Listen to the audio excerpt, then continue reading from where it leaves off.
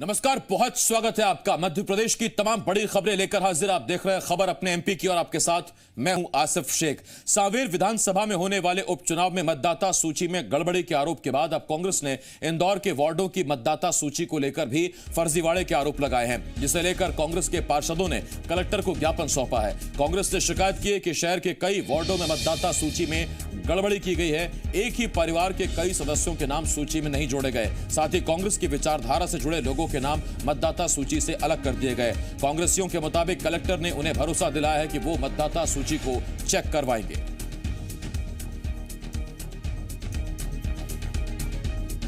हमने उसका मतदाता सूचियों का 85 वार्ड में परीक्षण करवाया गया। अनेक विसंगतियां हमको देखने को मिली। हमने मांग करी कि तत्काल रूप से इसका वापस से पुनरीक्षण करा जाए। कलेक्टर ने हमारी बात पे गौर किया और उन्होंने मैं आश्वस्त किया कि वापस से मतदाता सूची को पुनरीक्षण करा जाएगा। वैभव शर्मा, जी मीडिया संवाददाता, इस वक्त इस बड़ी खबर पर हमारे साथ जुड़ रहे हैं। वैभव, उपचुनाव से पहले कांग्रेस का बड़ा आरोप है, इस पर कार्रवाई कब तक होती है जरा देखना पड़ेगा, क्योंकि अब चुनाव में वक्त बाकी ज्यादा नहीं है। अभी हाल ही में सांवेर में उपचुनाव होने अभी भी कांग्रेस ये आरोप लगा रही है कि वहां पे कुछ जो कांग्रेस समर्थक विचारधारा के लोग हैं उनके नाम काटे जा रहे हैं या फर्जीवाड़ा किया जा रहा है। अब उसके बाद जब इंदौर शहर में नगर निगम के चुनाव होंगे, करीब जनवरी फरवरी के आसपास होंगे, तो उसको लेके भी अब कांग्रेस पार्षद जो है वो आरोप लगा रहा है। कांग्रेस पार्षदों का एक डेलीगेशन कांग्रेस के नेताओं के साथ पहुंचा था। कलेक्टर से उन्होंने बातचीत की तो उन्होंने कहा, कलेक्टर ने आश्वासन दिया कि आरोप ये है दरअसल कि कुछ वार्ड ऐसे हैं इंदौर शहर के अंदर जहां पर कांग्रेसियों के हिसाब से तो पूरे इलाके के जो कांग्रेसी विचारधारा के क्षेत्र हैं या लोग हैं उनके नाम काटे जा रहे हैं। एक ही परिवार में जैसे 10 लोग हैं तो 7 के नाम काट दिए, 3 के नाम जोड़ दिए, तो कई तरह की गड़बड़ियों के आरोप लगाए हैं। फिलहाल उनकी मुलाकात हुई है। अब देखते हैं, कलेक्टर ने कहा है कि हम इस चीज की जांच कराते हैं और देखते हैं क्या होता है। जी, बहुत शुक्रिया वैभव इस तमाम जानकारी के लिए। वैभव शर्मा, जी मीडिया संवाददाता, इस वक्त इंदौर से इस बड़ी खबर पर हमारे साथ जुड़े हुए थे। आगे बढ़ते हैं। एमपी में कल उपचुनाव की तारीखों का ऐलान हो जाएगा। अगर आप सोच रहे हैं कि उपचुनाव विकास के मुद्दे पर लड़ा जाएगा तो आप गलत सोच रहे हैं, क्योंकि कैबिनेट मंत्री उषा ठाकुर का कहना है यह वैचारिक युद्ध है, देशभक्त और देशद्रोहियों के बीच का निर्वाचन है। बीजेपी छोड़कर कांग्रेस में शामिल हुए नेताओं पर निशाना साधते हुए मंत्री ठाकुर ने कहा, जिन्हें राष्ट्रवादिता से प्रेम था वो बीजेपी के साथ हैं, जो राष्ट्रवाद से विमुख हुए वो कांग्रेस के साथ हैं। उषा ठाकुर ने कहा कि बीजेपी वैचारिक अनुष्ठान के लिए राजनीति करती है। वहीं उषा ठाकुर के इस बयान पर कांग्रेस ने पलटवार किया है। कांग्रेस प्रवक्ता आरपी सिंह ने कहा कि जिन लोगों का आजादी में कोई योगदान नहीं रहा वो बता रहे हैं कि कौन राष्ट्रवादी है। आरएसएस के मुख्यालय पर 70 साल तक भारत का ध्वज नहीं फहराया गया, वो कांग्रेस को राष्ट्रवाद का पाठ पढ़ा रहे हैं।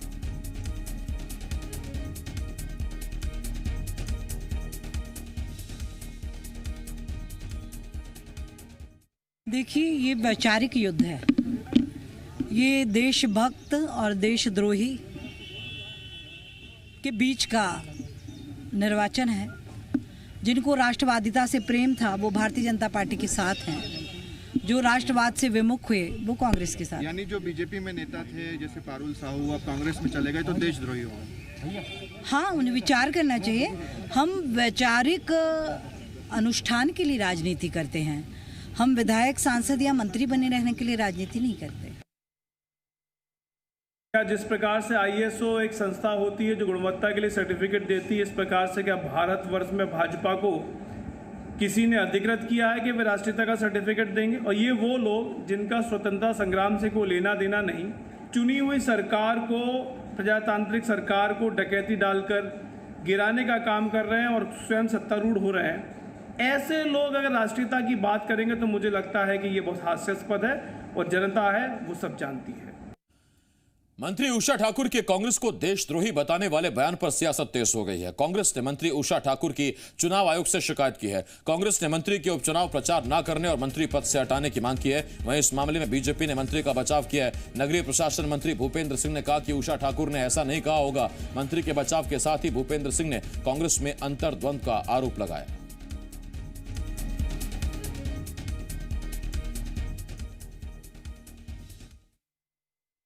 आज प्रदेश की कैबिनेट मंत्री सुश्री उषा ठाकुर द्वारा, जिनकी आरएसएस की पृष्ठभूमि है, उनके द्वारा कहा है कि ये चुनाव इस समय देशवाद का एक चुनाव है। जो लोग राष्ट्रवादी हैं वो भारतीय जनता पार्टी के साथ रहेंगे और जो कांग्रेस के साथ है वो देशद्रोही रहेंगे। इससे साफ है कि ये अलगाववाद पैदा करना चाहती है, सांप्रदायिक सद्भाव बिगाड़ना चाहती है। इनकी हमने चुनाव आयोग से शिकायत की है कि इन्हें चुनाव प्रचार से अलग रखा जाए और इनको मंत्रिमंडल से हटाने तत्काल। नहीं, ऐसा उन्होंने नहीं कहा होगा। उनके कहने का भाव ये होगा कि ये भारतीय जनता पार्टी देश प्रेमियों की पार्टी है, उसका अर्थ लोगों ने ये लगाया होगा। कैबिनेट मंत्री भूपेंद्र सिंह ने कांग्रेस पर हमला बोलते हुए कहा कि कमलनाथ और दिग्विजय सिंह में मनमुटाव चल रहा है। उन्होंने कहा कि कमलनाथ ही सारे फैसले कर रहे हैं, जिसको लेकर कांग्रेस में भारी असंतोष है। अतिथि विद्वानों और अतिथि शिक्षकों को लेकर कहा कि चुनाव के समय कांग्रेस ने नियमित करने का वादा किया था, बीजेपी ने नहीं। 1.25 साल तक नियमित क्यों नहीं किया? भूपेंद्र सिंह ने कहा कि बीजेपी फिर भी सहानुभूति पूर्वक विचार कर रही है। वहीं कृषि बिल को लेकर कहा कि कांग्रेस चुनाव में लाभ लेने के लिए किसानों को गुमराह कर रही है। कमलनाथ और दिग्विजय सिंह जी में भी काफ़ी मनमुटाव है और स्थिति यहाँ तक है कि दोनों में बातचीत तक नहीं हो रही है और कमलनाथ जी ही पूरा चुनाव देख रहे हैं। चुनाव के समय ये वादा किया था कांग्रेस ने, तो 1.25 साल तक उनको नियमित क्यों नहीं किया या उनको 1.25 साल तक नौकरी कांग्रेस ने क्यों नहीं दी? तो उनके वचन पत्र में था, तो वो जवाब दें इसका। देखिए, यही कृषि बिल के समर्थन में पूर्व में यूपीए के प्रधानमंत्री माननीय मनमोहन सिंह जी ने इस बिल का समर्थन किया था और उन्होंने कहा था कि किसानों को जब तक खुला व्यापार में सुविधा नहीं मिलेगी तब तक किसानों को उनकी फसल का मूल्य मिल नहीं सकता है। एमपी में उपचुनाव को लेकर बीजेपी युद्ध स्तर पर तैयार है। सीएम शिवराज उपचुनावों में किसी तरह की कोर कसर नहीं छोड़ना चाहते। इसी कड़ी में 2 से 15 अक्टूबर के बीच बीजेपी का मंडल बैठक अभियान चलाया जाएगा। उपचुनाव को लेकर इसे बीजेपी का फाइनल अभियान माना जा रहा है। इस अभियान में बीजेपी के बड़े नेता कार्यकर्ताओं की बैठक लेंगे। मंत्री भूपेंद्र सिंह ने भोपाल में इस अभियान की जानकारी दी। वहीं दल बदल को लेकर भूपेंद्र सिंह ने कांग्रेस पर तंज कसते हुए कहा कि कांग्रेस के पास प्रत्याशी नहीं है, इसीलिए बीजेपी से प्रत्याशी ले रहे हैं।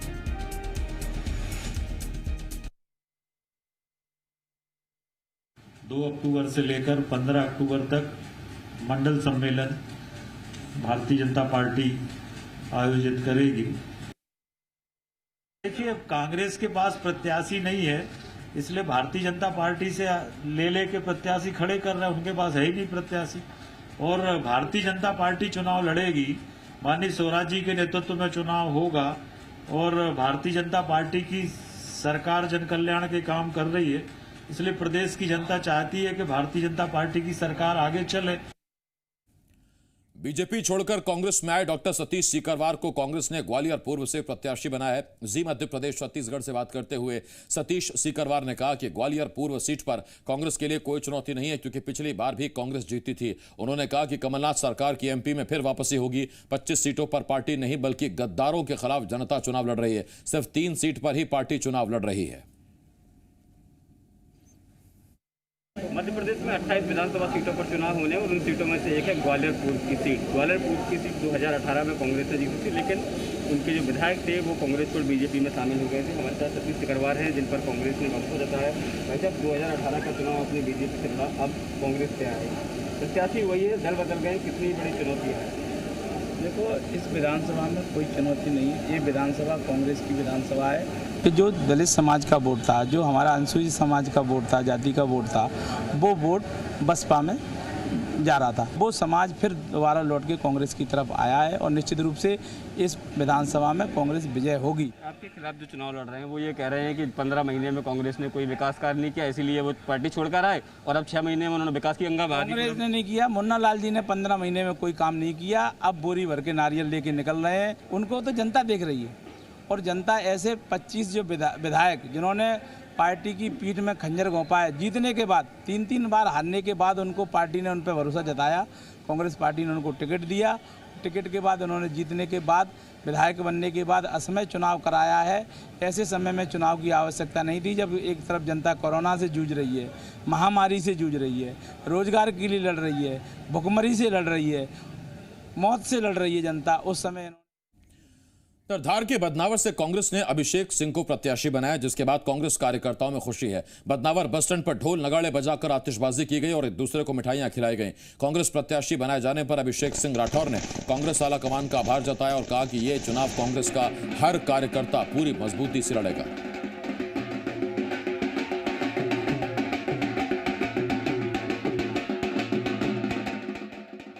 मैं कमलनाथ जी को इसका दिल से आभार करता हूं, धन्यवाद करता हूं और सभी कांग्रेस के वरिष्ठ नेताओं का हृदय से धन्यवाद करता हूं और यह विश्वास दिलाना चाहता हूं कि अभिषेक सिंह अकेला चुनाव नहीं लड़ेगा। कांग्रेस का एक एक कार्यकर्ता अभिषेक सिंह को बना बनकर चुनाव लड़ेगा और इस प्रदेश में पुनः कांग्रेस की सरकार बनेगी और बदनावर में कांग्रेस हजारों वोटों से चुनाव जीतेगी। उमा भारती ने साफ कर दिया कि बाबरी विध्वंस मामले में उन्हें अगर अदालत से सजा मिलती भी है तो वो जमानत नहीं लेंगी। बीजेपी अध्यक्ष जेपी नड्डा को लिखी चिट्ठी में उन्होंने साफ लिखा, ऐसे हालात में वो जेल जाना पसंद करेंगी लेकिन जमानत नहीं लेंगी। चिट्ठी में उन्होंने लिखा कि जमानत लेने से आंदोलन में भागीदारी की गरिमा कलंकित होगी। उमा भारती ने पार्टी के राष्ट्रीय अध्यक्ष से अपील की है कि इन हालात में वो उन्हें उनकी नई टीम में रख पाते हैं कि नहीं, इस पर वो विचार कर लें। उमा ने ये चिट्ठी 26 सितंबर को लिखी थी। उसी दिन जेपी नड्डा ने अपनी नई टीम का ऐलान किया था और उस टीम में उमा भारती को जगह नहीं मिली। 30 सितंबर को लखनऊ में सीबीआई की विशेष अदालत में बाबरी विध्वंस मामले में फैसला सुनाया जाएगा।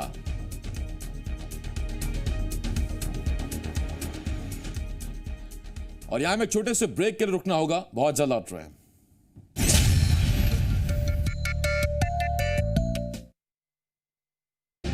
कैसे कुत्ते की समाधि बेच दी महाराज ने, कैसे फर्जी ट्रस्टों के नाम करा दी गई करोड़ों की सरकारी जमीन, कैसे मंदिरों की जमीन के मालिक बन गए महाराज।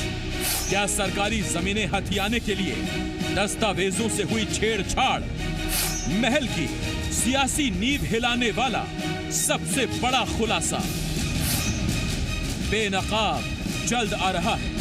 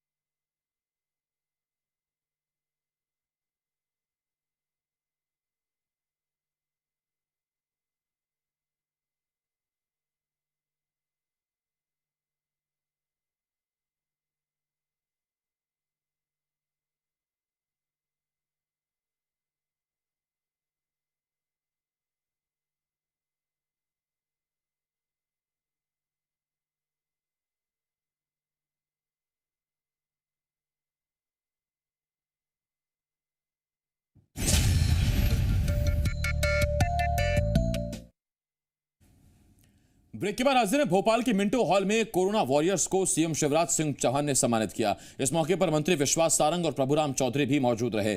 कोरोना वॉरियर्स से संवाद करते हुए सीएम शिवराज सिंह चौहान ने कहा कि अपनी जान जोखिम में डालकर लोगों की जान बचा रहे हैं। ऐसी सेवा इतिहास में पहले किसी ने नहीं की। सीएम ने कहा 18 घंटे तक पीपीई किट पहनकर काम करने वाले कोरोना वॉरियर्स को प्रणाम। कार्यक्रम में मध्य प्रदेश गान और कोरोना योद्धाओं के सम्मान में वीडियो दिखाया गया।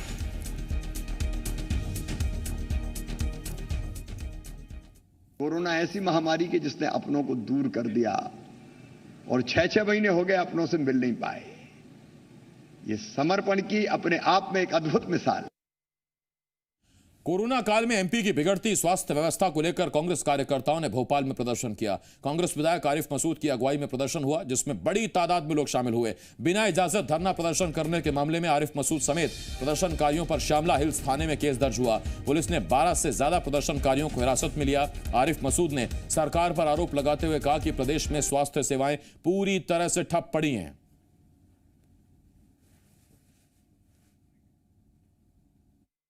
हम यहाँ केवल अस्पतालों की दुर्दशा बयां करने आए। हम अपनी मजबूरी 7 महीने से कोरोना से नहीं है। अस्पतालों का ये हाल है कि किडनी पेशेंट का इलाज नहीं होता, लीवर पेशेंट का इलाज नहीं होता, हार्ट पेशेंट का इलाज नहीं होता। कोरोना के नाम पे बाकी इलाज बंद है। ये जो भ्रष्टाचार कर रहा है मध्य प्रदेश का, मेहरबानी करके ये बंद करो आप।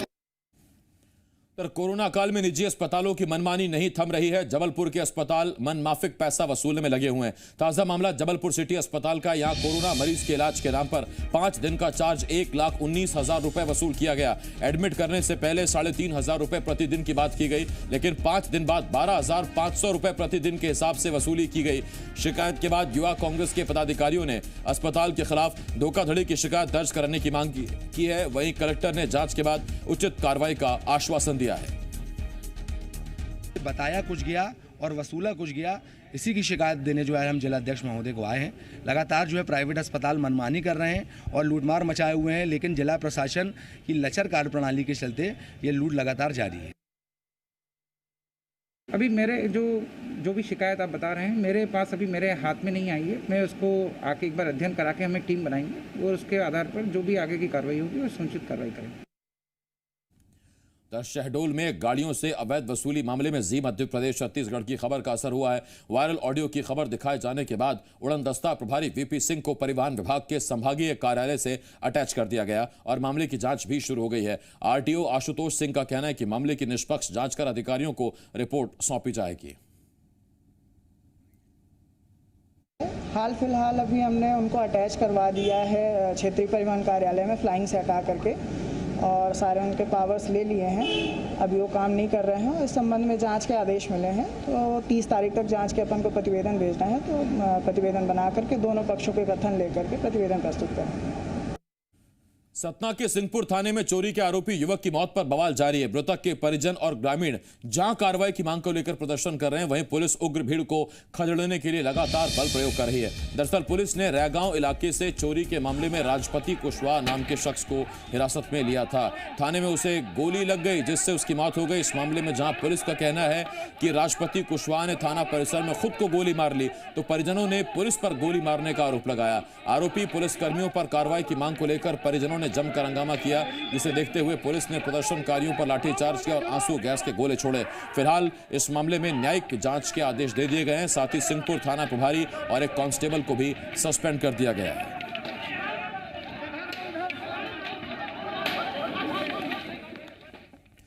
सतना के सिंहपुर थाने में आरोपी की मौत मामले में सीएम शिवराज सिंह सख्त नजर आ रहे हैं। सीएम शिवराज सिंह ने सतना एसपी को हटाने और मामले की न्यायिक जांच के निर्देश दिए हैं। साथ ही पीड़ित परिवार को 10 लाख रुपए की आर्थिक मदद देने का भी ऐलान किया। सीएम शिवराज सिंह ने कहा कि मामले में एफआईआर दर्ज होगी और तथ्यों के आधार पर जांच के बाद कार्रवाई होगी। किसी भी दोषी को बख्शा नहीं जाएगा। सतना लॉकअप में एक जो हंगामा हुआ, एक न्यायिक जांच होगी। सीधे जो घटना हुई है उसमें एफआईआर दर्ज होगी। न्यायिक जांच होती है, ऐसी घटना में न्यायिक जांच होगी और तथ्यों के आधार पर कार्रवाई होगी। अगर गलती हुई है तो सजा जरूर मिलेगी। खबर बैतूल से, जहां घोड़ा डोंगरी में पंचायत की दुकानों को सील करने का विरोध कर रहे ओबीसी महासभा के कार्यकर्ताओं को तहसीलदार ने डांटकर भगा दिया। आरोप है कि ओबीसी महासभा के कार्यकर्ता घोड़ा डोंगरी की तहसीलदार मोनिका विश्वकर्मा को ज्ञापन देने पहुंचे थे, लेकिन तहसीलदार ने ज्ञापन लेने से इंकार कर दिया। इतना ही नहीं, तहसीलदार ने पहले सूचना नहीं देने की बात कहकर कार्यकर्ताओं को डांटकर भगा दिया। ये सभी घोड़ा डोंगरी में पंचायत की दुकानों को सील करने का विरोध कर रहे थे। इन दुकानों को पंचायत जर्जर घोषित कर चुकी है, जिसके बाद तहसीलदार और सीईओ ने इन्हें सील कर दिया था। मैडम द्वारा साफ इनकार किया गया कि हम ज्ञापन आपका नहीं लेंगे। आदमी पहले सूचना देगा, उसके बाद में आकर के ज्ञापन देगा। ये व्यवस्थाएं यहाँ पे चलाई जा रही हैं। ऐसा कोई नियम नहीं है, ऐसा कोई कानून नहीं है, पर पिछड़ी जाति के लोगों के लिए ऐसा ही चलाया जाता है यहाँ पे जिला प्रशासन में। मंडला में नर्मदा नदी पर बने पुल से एक महिला ने अपने 2 बच्चों के साथ आत्महत्या करने की कोशिश की। 2 स्थानीय युवकों ने महिला और एक बच्चे को बचा लिया, जबकि दूसरा बच्चा नदी के तेज बहाव में बह गया। बताया जा रहा है कि महिला शांति नगर की रहने वाली, जिसने अपने 6 साल और 2.5 साल के बच्चे के साथ आत्महत्या करने की कोशिश की। कलेक्टर ने बताया कि महिला से पूछताछ की जा रही है। साथ ही दोनों युवकों को पुरस्कार से सम्मानित किया जाएगा और इस तरह की आपदा के समय मदद के लिए उन्हें ट्रेनिंग दी जाएगी।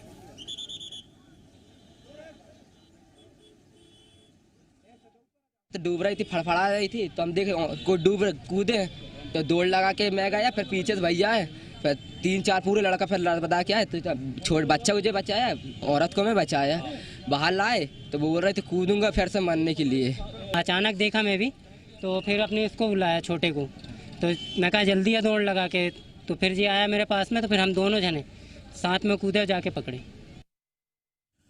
इंदौर में एक सनकी युवक ने कुत्ते के भौंकने से परेशान होकर उसे गोली मार दी। मामला बाणगंगा थाना क्षेत्र का है। बाणगंगा थाना पुलिस ने पशु क्रूरता अधिनियम के तहत आरोपी को गिरफ्तार कर लिया है। घटनास्थल से बंदूक के 2 खाली कारतूस भी बरामद हुए हैं। पुलिस के मुताबिक आरोपी को कुत्ते के बार बार भौंकने से परेशानी थी, जिसके बाद सनक में आकर उसने कुत्ते को गोली मार दी। वहीं पीपल्स फॉर एनिमल के सदस्यों ने आरोपी के खिलाफ आर्म्स एक्ट के तहत कार्रवाई की मांग की है।